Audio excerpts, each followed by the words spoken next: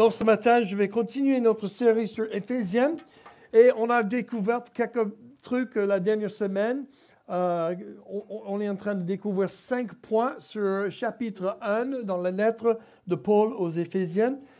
Et justement, on va commencer avec un passage du jour qui se trouve Éphésiens 1, 18 à 23.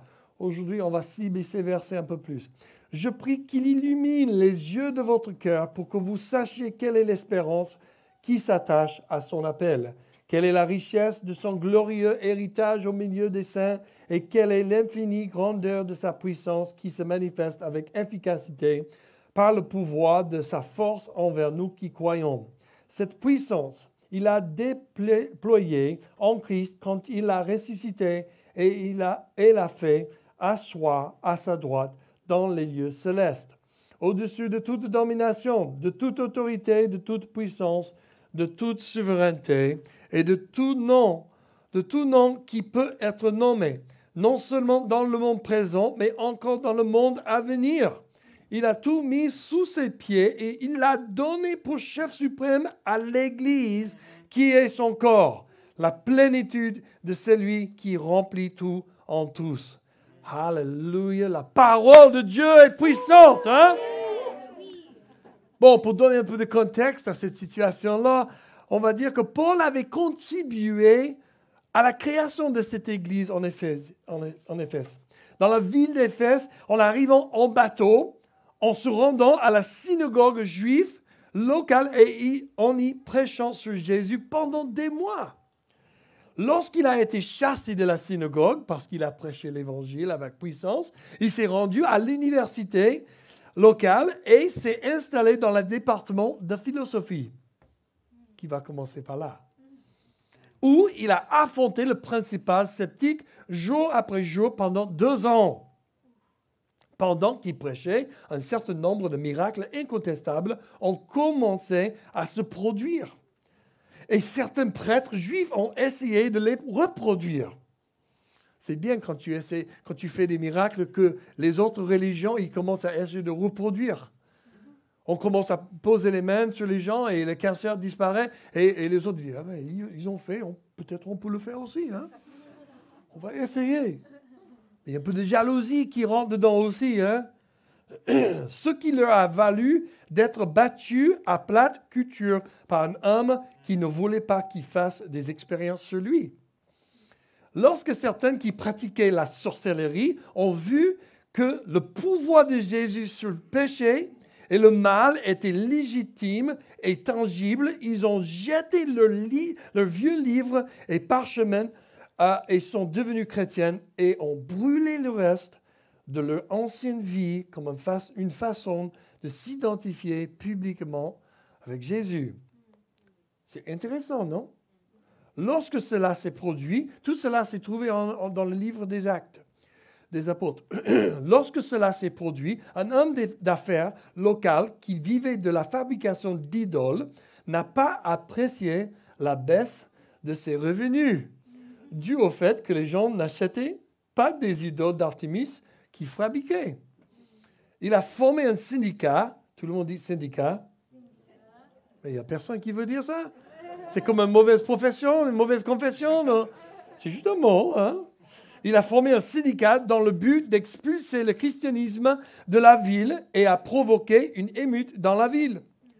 Pendant 2 heures d'affilée, les gens se sont tenus au centre de la ville et ont scandé « Grande Artémis des Éphésiens ». Tu imagines? Grande Artémis, grande Artémis, grande Artémis, grande Artémis, comme une manifestation à Marseille. À ce moment-là, les responsables de l'Église, les amis de Paul, ont été saisis par la foule, capturés. Ils sont sortis indignes, mais le décor était planté pour la persécution, la discrimination, l'emprisonnement injustifié et la violence dont les chrétiens ont fait l'objet. Et maintenant, dans cette église et cette ville, Paul prie pour ses amis, ses frères et sœurs. Voici le contexte. Si vous étiez l'ami de Paul à l'époque, et si vous faisiez partie de son groupe communautaire, qu'auriez-vous voulu qu'il prie pour vous? C'est une question. Pour que votre mari soit libéré de prison? Pour la sécurité de vos enfants chrétiens lorsqu'ils vont à l'école, afin qu'on ne se moque pas d'eux? Pour qu'on vous rende les quelques biens que vous possédiez et qui vous ont été volés? Pour que le gouvernement cesse de tuer vos amis et votre famille? Et aujourd'hui, si vous étiez l'ami de Paul, maintenant, vous ne voudrez peut-être plus être son ami après avoir entendu ceux qui priaient pour vous. Il n'est pas question de prier pour la protection, l'évasion ou l'approvisionnement de ses amis. Ces choses sont bonnes. Mais si vous étiez l'ami de Paul, voici le genre de choses qu'il va prier pour vous. Que les yeux de ton cœur soient éclairés pour que tu puisses mieux connaître Dieu. Hé! Merci Paul. C'est un peu fort là. Hé! Peut-être c'est moi, je ne sais pas. Hé! Merci Paul. Il n'y a rien là-dedans concernant ma carrière. Sur cet époux pour lequel j'ai cru.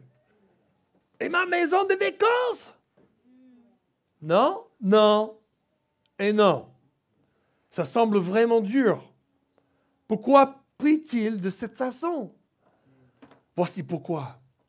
Nous croyons tous que nous sommes malheureux à cause des choses extérieures à nous. Nous croyons tous que si les choses extérieures à nous changeaient, notre vie sera bien meilleure. Nous croyons que si nos circonstances étaient différentes, nous serions heureux. Mais Paul ne prie jamais de cette manière. Il prie constamment, non pas pour ce qui se passe à l'extérieur de vous, mais pour ce qui se passe à l'intérieur de vous. Paul ne prie jamais pour que vos circonstances changent et que vous obteniez davantage de ce que vous voulez. Il prie que votre cœur change et que vous voyez davantage ce que vous avez déjà. Ouh! Peu importe où vous êtes, ou ce contre quoi vous luttez aujourd'hui, si vous saisissez le remède que Paul prescrit ici, 3 choses. Vous ne pécherez plus jamais et ne serez plus jamais malheureux. Les clés pour être parfait. Non. Et que dit-il de cette puissance? Paul prie-t-il ici pour qu'il ait du pouvoir? Pour que vous ayez du pouvoir? Non, dit-il, je prie pour que vous connaissiez la puissance que vous avez déjà dans votre vie de chrétien. C'est pourquoi vous ne pouvez jamais dire tout d'abord qu'une personne est trop dure pour être aimée, qu'une personne est trop dure pour être pardonnée. C'est là. Et c'est pourquoi vous ne pouvez jamais dire qu'une situation est trop difficile à gérer pour vous. Si vous êtes disciple de Jésus-Christ aujourd'hui, Paul vous dit ici et maintenant, en termes non équivoques, que vous pouvez gérer tout ce que vous traversez. Point. Comment? Non pas grâce à une puissance future, mais à une puissance actuelle que vous avez déjà. De quel genre de pouvoir s'agit-il? Paul dit qu'elle ne ressemble à aucune puissance que vous avez jamais vue. On le traduit par une puissance incomparable grande. Mais en grec, c'est hyperbalo et megatos dynamis. Littéralement, une puissance de type dynamite massive et époustouflante. Oh! Et parmi tout ce à quoi la puissance de Dieu pourrait ressembler, qu'est-ce que Paul dit? Quelle est en réalité? La puissance de Dieu, dit-elle, ressemble à Jésus. La puissance de Dieu ressemble à l'envoi d'un bébé pour sauver le monde. Faible et vulnérable pour supporter nos souffrances et ressentir nos faiblesses. Un homme accroché à un arbre mourant, criant Dieu, pourquoi m'as-tu abandonné? Pourquoi? Que faisait-il? Je le crois, Jésus perdait tout espoir dans sa mort. afin que vous puissiez avoir tout espoir dans votre vie. Jésus, le Fils unique de son Père, celui qui avait tout l'héritage du ciel, toute la richesse du ciel, l'ultime richesse relationnelle de l'ultime communauté, a tout perdu et a tout donné pour nous, afin que nous puissions maintenant avoir la richesse du ciel en nous pour nous donner les uns aux autres et créer une véritable communauté. La puissance de Dieu, en d'autres termes, est inversée. Elle est à l'inverse de ce qu'on attend. Elle entre par la faiblesse. Nous n'avons pas besoin de prier pour obtenir la puissance nécessaire pour partager la bonne nouvelle avec les autres. Romains 1, 16 dit, en effet, je n'ai pas honte de l'évangile de Christ. C'est la puissance de Dieu pour le salut de tout homme qui croit.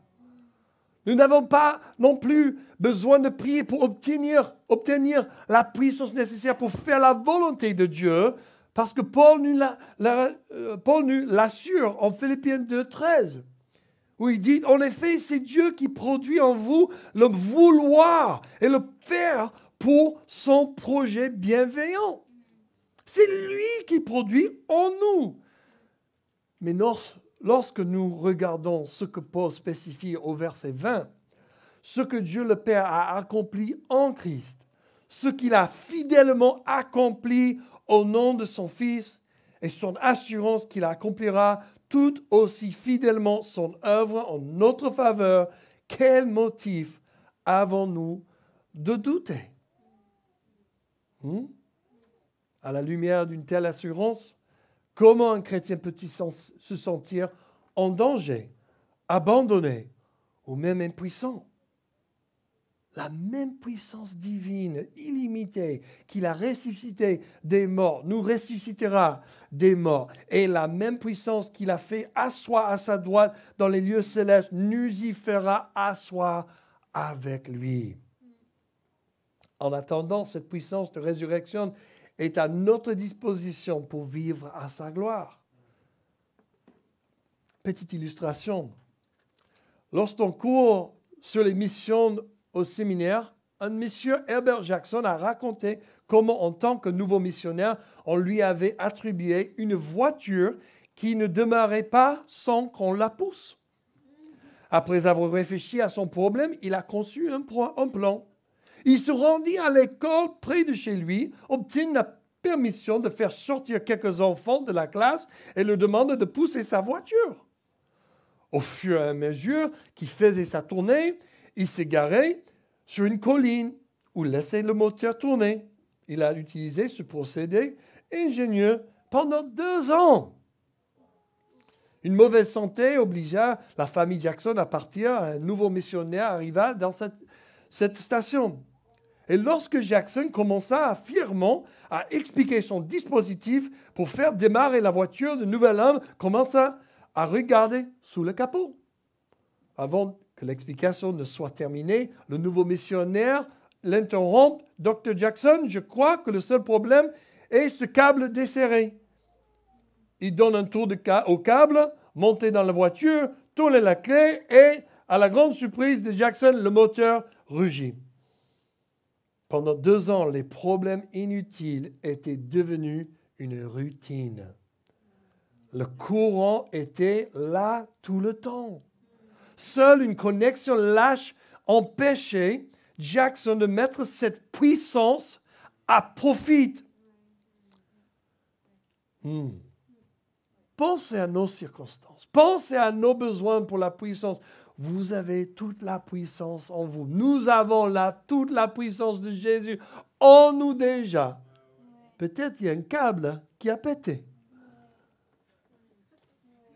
Quelqu'un a déjà pété un câble? Peut-être il y a quelque chose, une connexion, il y a un manque de connexion, un manque de révélation, un manque de connaissance avec le Seigneur. Et quand cette connexion s'est faite, boum, baby! Tout démarre. La puissance est en moi. On peut laisser les enfants dans la classe pour étudier un peu plus longtemps. On n'est pas obligé de monter sur la colline et laisser la voiture en train de rouler en permanence. On peut faire la vie. C'est comme l'invention des toilettes. Alléluia. Béni soit le nom du Seigneur, parce que cette semaine, on a eu un blocage des toilettes chez nous. 3 jours, on a célébré le forêt de Jésus autour de nous. On a pu vraiment apprécier la nature divine de Dieu, créée pour notre amusement. Merci Jésus. Et après 3 jours, le 3e jour, quand le camion est arrivé au portail, bonjour, je suis le camion de caca. Tu es le bienvenu, messieurs. Tu es le bienvenu. Sois le bienvenu. Tu veux un café avant que tu commences? Non, messieurs. Droit au but. On y va. Oh, il arrive. Il a débouché. Il a libéré. Il a fait rentrer l'eau pour laver le système complètement. Et le nettoyage de Dieu est arrivé chez nous. Et quand je me suis assis sur le trône dans ma maison, Dieu m'a dit, tout va bien, tu rentres dans la vallée verte, à côté des eaux paisibles maintenant. C'était vraiment une expérience incroyable pour apprécier les petites choses dans nos vies. Quand quelque chose est bouché, on ne peut pas aller dans la facilité de la vie. On ne peut pas rentrer dans la victoire que Jésus déjà a fait pour nous. C'est cette connexion que Dieu veut faire ce matin. Si tu n'es pas connecté à la puissance, ce n'est pas parce que tu n'as pas la puissance, c'est parce que quelque chose est bouché. Alléluia. Quel exemple que ma femme n'est pas là, c'est bien.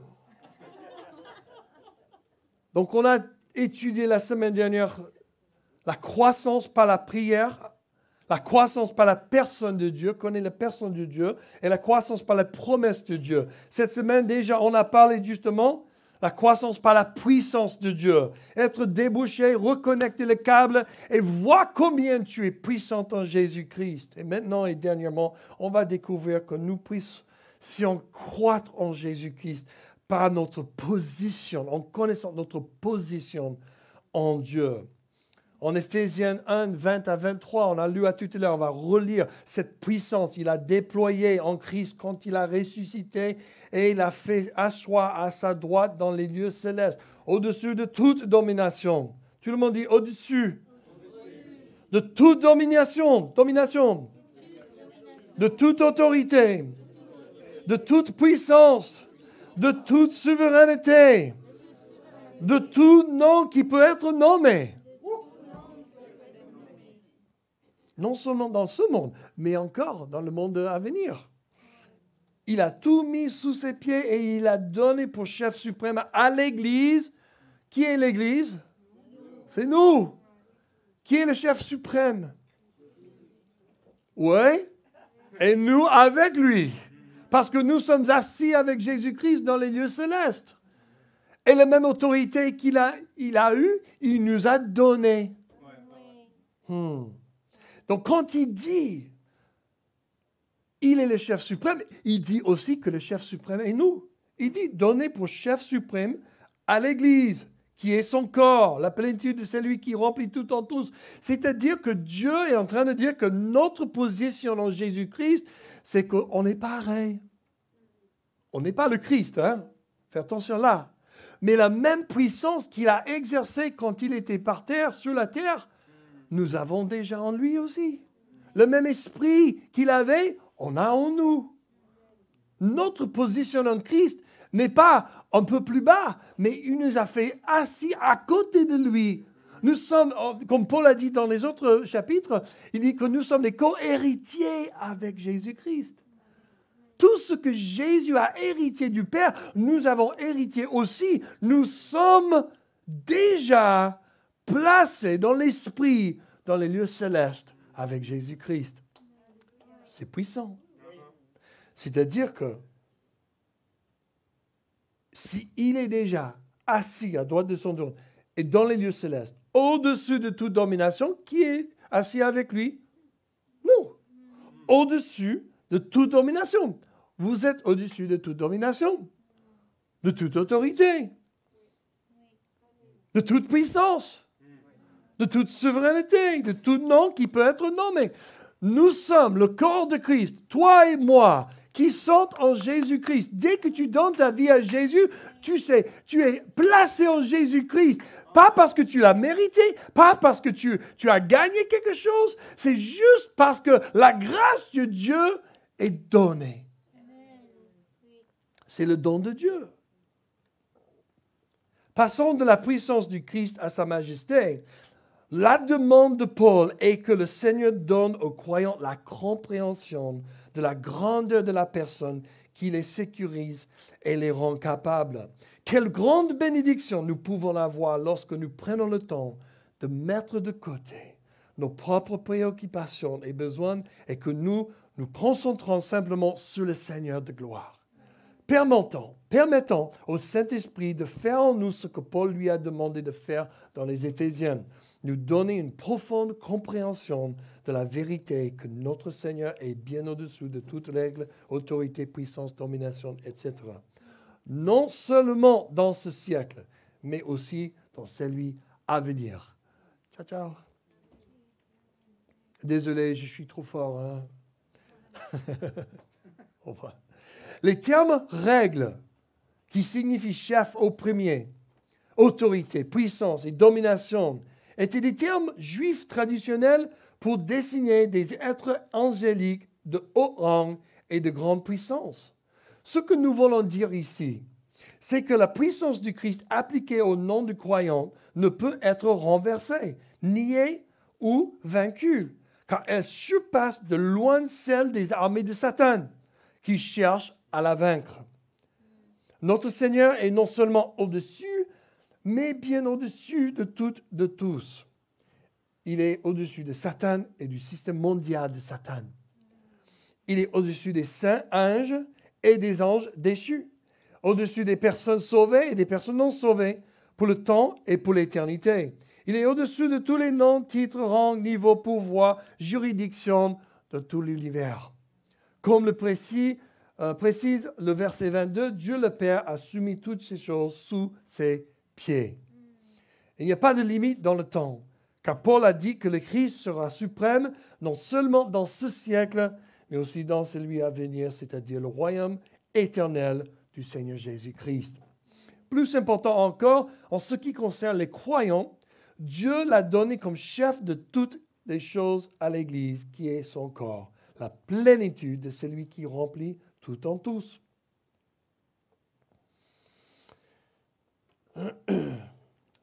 Le Christ est non seulement la tête de l'Église, mais aussi sa plénitude. Puisqu'il a une relation si unique et intime avec les rachetés qu'il aime, toute sa puissance sera utilisée en leur faveur pour accomplir son dessein d'amour à leur égard. Il est complètement au-dessus de tous de nous et complètement en nous, notre Seigneur suprême et notre puissance suprême.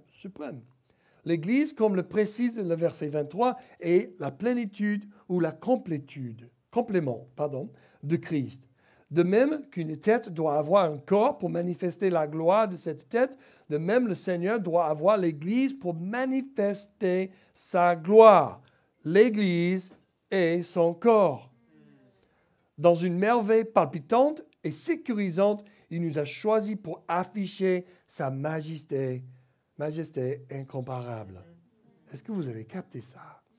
Dans une merveille palpitante et sécurisante, il nous a choisis, il t'a choisi pour afficher sa majesté incomparable. Comment Dieu va remplir la terre avec sa gloire? C'est à travers de nous, toi et moi. Nous sommes assurés de venir à la gloire afin de pouvoir manifester à jamais sa louange. Jésus-Christ remplit tout en tous, donnant sa plénitude aux croyants. Mais dans la sagesse et la grâce de Dieu, les croyantes, en tant que l'Église, sont aussi la plénitude de lui. Certaines vérités très pratiques, stimulantes et inspirantes découlent de cette conception élevée de sainte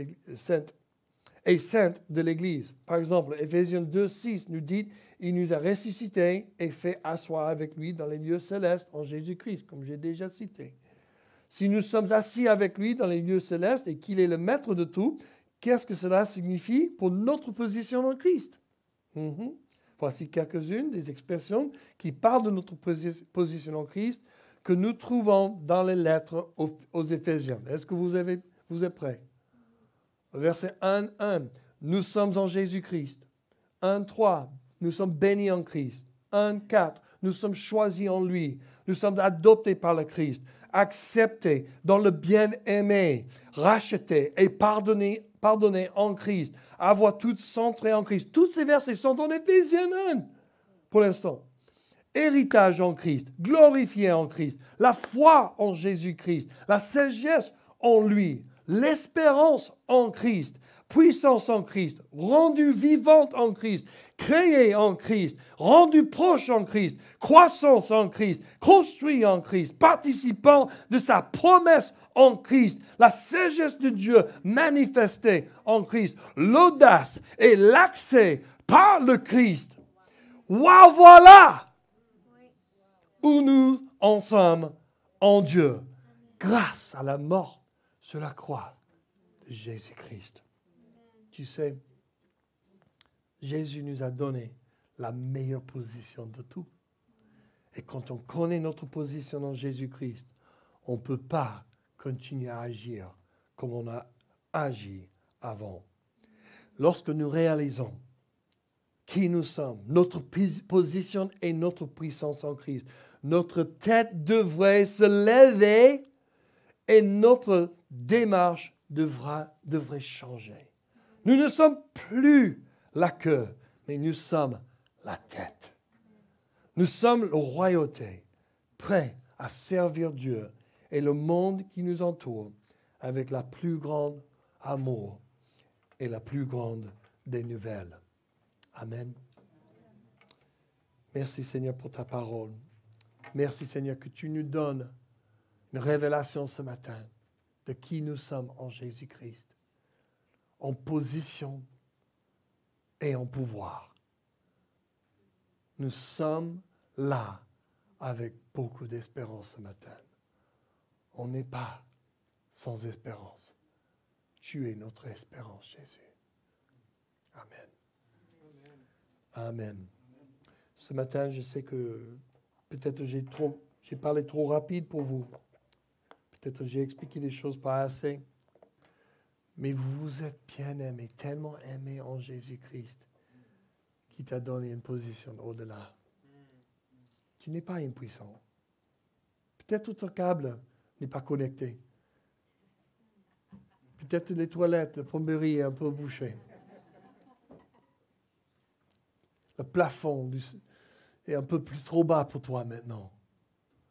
C'est un moment pour percer avec Dieu. Tu n'as pas besoin de plus de puissance, tu as besoin de l'accès à la puissance qui est en toi. Et moi, je crois que Dieu veut faire ça pour toi ce matin. Donc, on va se lever, je vais vous bénir. Et après la bénédiction, on va inviter notre équipe de prière. Si vous avez besoin de prière, n'hésitez pas, même je vous encourage fortement à venir et recevoir la prière et recevez une percée en Dieu. Amen. Donc Seigneur, je te remercie et je bénis chaque personne qui soit en toi, qui soit connectée à la puissance. Révélation, une parole, un mot de réma, de révélatoire pour connaître leur Dieu. Leur position en toi, Jésus. Le pouvoir qui sont en eux. Qu'ils puissent prendre l'autorité, marcher avec frontale, tout en haut, la tête levée, en disant, je suis royauté. Je peux marcher avec mon Dieu parce qu'il est en moi. Bénis chaque personne aujourd'hui. Merci Seigneur que tu le touches profondément. Au nom de Jésus.